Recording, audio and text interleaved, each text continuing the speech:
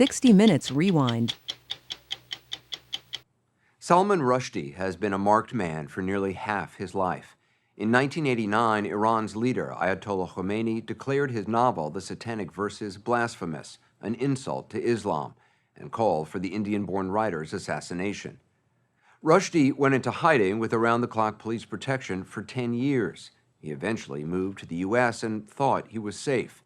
But in August 2022, as he was about to speak at a literary festival in Chautauqua, New York, Salman Rushdie was attacked by a Muslim man with a knife. Rushdie, who's now 76, lost his right eye and came close to die. He's come to terms with the attempt on his life by writing a book about it, called simply Knife, which comes out Tuesday. This is his first television interview since the attack. You had a dream 2 days, I think it was, before the attack. What was the dream? I kind of had a premonition. I mean, I had a dream of being attacked in an amphitheater. But it was a kind of Roman Empire dream, you know. It's as if I was in the Colosseum. And it was just somebody with a spear stabbing downwards, and I was rolling around on the floor trying to get away from him. And I woke up and was quite shaken by it.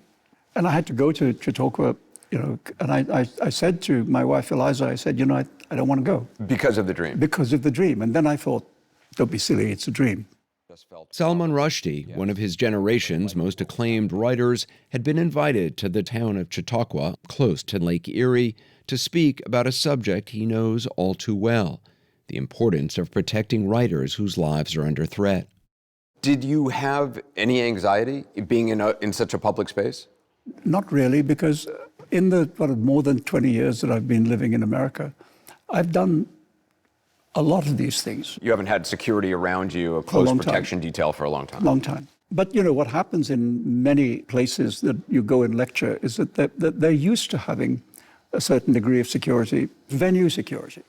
In this case, there wasn't any. The irony, of course, is you were there to talk about writers in danger. Yeah, exactly. And the need for writers from other countries to have safe spaces in America, amongst other places. And then, yeah, it just turned out not to be a safe space for me.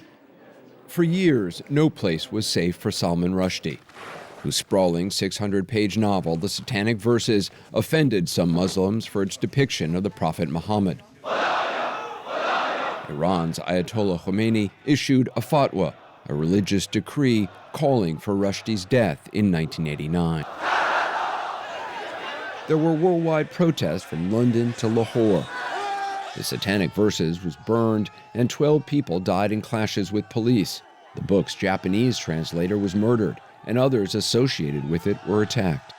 Did you have any idea that it would cause violence? No, I had no idea. I thought probably some conservative religious people wouldn't like it, but they didn't like anything I wrote anyway. So I thought, well, they don't have to read it.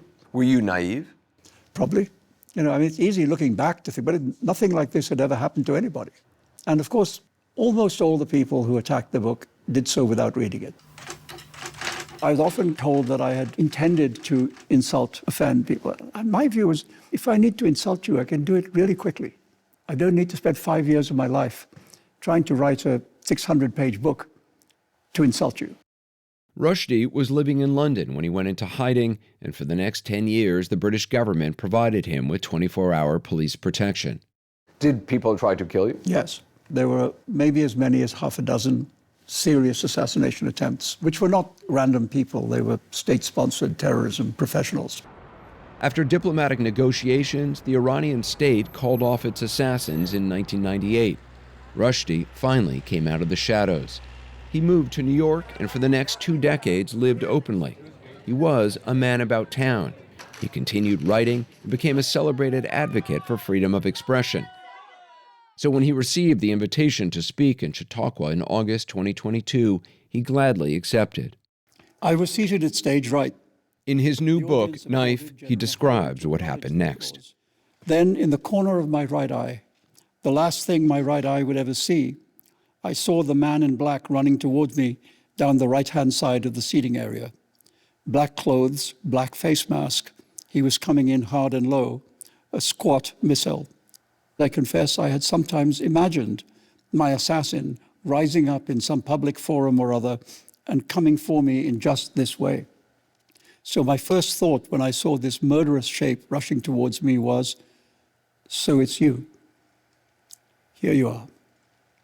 So it's you, here you are. Yeah. It's like you've been waiting for it. Yeah, that's what it felt like. It felt like something coming out of the distant past and trying to drag me back in time, if you like, back into that distant past in order to kill me. And when he got to me, he basically hit me very hard here. And initially I thought I'd been punched. You didn't actually see a knife. I didn't see the knife. And I didn't realize until I saw blood coming out that there had been a knife in his fist. So where was that stab? Here. In your neck? In my neck, yeah. Then there were a lot more. The worst wounds was there was a big slash wound like this across my neck. And there was a puncture stab wound here. And then, of course, there was the attack on my eye. Do you remember being stabbed in the eye? No. I remember falling. Then I remember not knowing what had happened to my eye. He was also stabbed in his hand, chest, abdomen, and thigh. 15 wounds in all. He was both stabbing and also slashing. I think he was just wildly...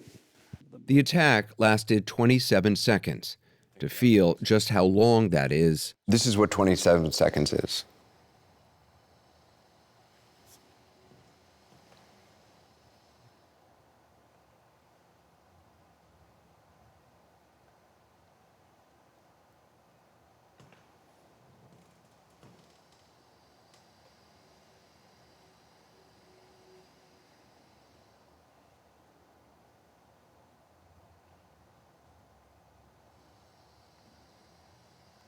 That's it. That's quite a long time. That's the extraordinary half minute of intimacy, in which life meets death. What stopped it from being longer? The audience pulling him off me. Strangers to you? To this day, I don't know their names. some of those strangers restrained the attacker, while others desperately tried to stem the flow of Rushdie's blood. There was really a lot of blood. You were actually watching your blood? I was actually watching it spread. And then I remember thinking that I was probably dying. And it was interesting because it was quite matter of fact. It wasn't like I was terrified of it or whatever. And yeah, there was nothing. No heavenly choirs, no pearly gates. I mean, I'm not a supernatural person, you know. I believe that death comes as the end. There was nothing that happened that made me change my mind about that. You have not had a revelation? I have not had any revelation except that there's no revelation to be had. His attacker, the man in black, was hustled off the stage. In the book, you do not use the attacker's name. Yeah. I thought, you know, I don't want his name in my book. And I don't use it in conversation either. But that is important to you, not to give him space in your brain. Yeah. He and I had 27 seconds together. You know, that's it. I don't need to give him any more of my time. Paramedics flew Rushdie to a hospital in Erie, Pennsylvania, 40 miles away, where a team of doctors battled for 8 hours to save his life. When he finally came out of surgery, his wife, Eliza, a poet and novelist, was waiting. And he wasn't moving, and he was just laid out. He looked half dead to you? Yes, he did. He was a different color. He was cold. I mean, his face was stapled, just staples holding his face together. Rushdie was on a ventilator, unable to speak. Eliza and the doctors had no idea whether the knife that had penetrated his eye had damaged his brain. Someone from the staff said that we would use this system of wiggling the toes. To communicate? To communicate. Do you remember the first question you asked to get a wiggle, or? I think I said, Salman, it's Eliza, can you hear me? And there was a wiggle. And asked him, I think, do you know where you are? And he wiggled. And it was a very basic, simple questions. Because you can't express yourself with any subtlety with your toes. Which is your favorite thing. After 18 days in the hospital and 3 weeks in rehab, Rushdie was discharged. One of the surgeons who had saved my life said to me, first you were really unlucky and then you were really lucky. I said, what's the lucky part? And he said, well, the lucky part is that the man who attacked you had no idea how to kill a man with a knife. You're not a believer in miracles, but the fact that you survived, you write in the book, is a miracle. This is a contradiction. How does somebody who doesn't believe in the supernatural account for the fact that something has happened which feels like a miracle? I mean, I certainly don't feel that some hand reached down from the skies and guarded me, but I do think something happened which wasn't supposed to happen, and I have no explanation for it. His attacker was a 24-year-old from New Jersey who lived in his mother's basement. He's believed to be a lone wolf. He's pleaded not guilty to attempted murder and is awaiting trial. In an interview, he told the New York Post he'd only read a couple pages of the satanic verses and seen some clips of Rushdie on YouTube. He said he didn't like him very much because Rushdie had attacked Islam. Does it matter to you what his motive was? I mean, it's interesting to me because it's a mystery. If I had written a character who knew so little about his proposed victim and yet was willing to commit the crime of murder, my publishers might well say to me that that's undermotivated. You need to develop that character Yeah, not better. enough of a reason.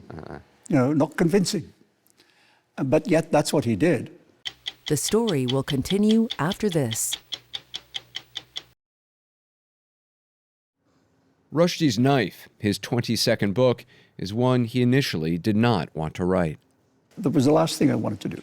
Because you didn't want this to yet again define you? Yeah, it was very difficult for me after the Satanic Verses was published, that the only thing anybody knew about me was this death threat. But it became clear to me that I couldn't write anything else. You had to write this first. I had to write this first. I just thought, I need to focus on, to use the cliche, the elephant in the room. And the moment I thought that, kind of something changed in my head. And it then became a book I really very much wanted to write. You say that language was my knife. If I had unexpectedly been caught in an unwanted knife fight, maybe this was the knife I could use to fight back, to take charge of what had happened to me, to own it, make it mine. Yeah, I mean, language is a way of breaking open the world. I don't have any other weapons, but I've been using this particular tool for quite a long time. So I thought this was my way of dealing with it. It's been almost 2 years since the attack, and Rushdie is back home now in New York, slowly getting used to navigating the world with one eye. How much time did it take to kind of readjust? I'm still doing it. You still are? Yeah. Do you feel like you are a different person after the attack? I don't feel I'm very different, but I do feel that it has left a shadow. I think that shadow is just there. And some days it's dark and some days it's not. You feel less than you were before? No, I just feel more the presence of death. In an interview almost 25 years ago, you said of the fatwa, I want to find an end to this story. It is the one story I must find an end to. Have you found that ending? And an ending to this story as well? Well, I thought I had, and then it turned out I hadn't. I'm hoping this is just a last twitch of that story. I don't know, I'll let you know.